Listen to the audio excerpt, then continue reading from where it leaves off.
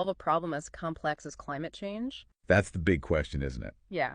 And it's one we'll have to keep exploring as we dive deeper into his work in the next part of our deep dive.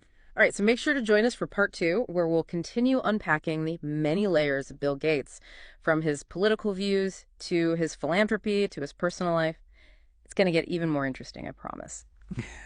Welcome back. So, last time we kind of left off talking about how Bill Gates is really dedicating himself to tackling some major global issues. Yeah, he's shifted gears in a big way, hasn't he? Yeah, for sure. So let's dive into that a bit more. The Wikipedia article has this whole section on his political positions, and it's interesting to see how his views have evolved over time. Yeah, he's definitely become more outspoken in recent years, especially on issues like climate change and global health. Right. He used to be pretty hands-off when it came to government regulation of the tech industry, but now he's actually engaging with world leaders and weighing in on some pretty big policy debates. It's a far cry from the early days when he was just focused on coding and building Microsoft. Totally. Like the article even mentions him talking about Donald Trump's ban from Facebook and saying that a permanent ban would be a shame. Oh, right. That was a Well, pretty controversial topic. yeah. It raised all these questions about free speech and the power of these tech platforms. Yeah, who gets to decide what we can and cannot say online? It's a Yeah, pretty big deal. huge. It's not just about one former president, it's about the future of online discourse and who has control over the narrative. Definitely something to think about. And speaking of controversy, the article also mentions that Gates caught some heat for his stance on patents for COVID-19 vaccines. Oh, yeah, that was a big debate.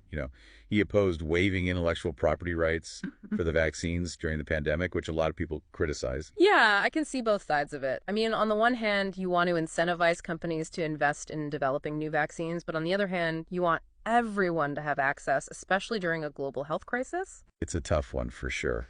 It really highlights the tension between innovation and equity. How do you balance the need to reward scientific progress with the need to make sure everyone benefits? It's a complex issue, for sure.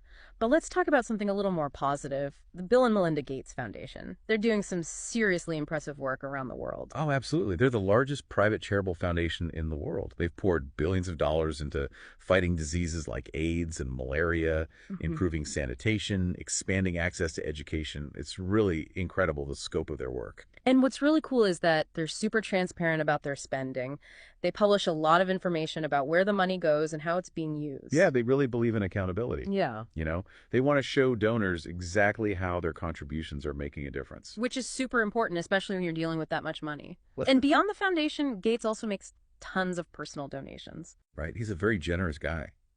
He's given millions to all sorts of causes. Everything from supporting universities to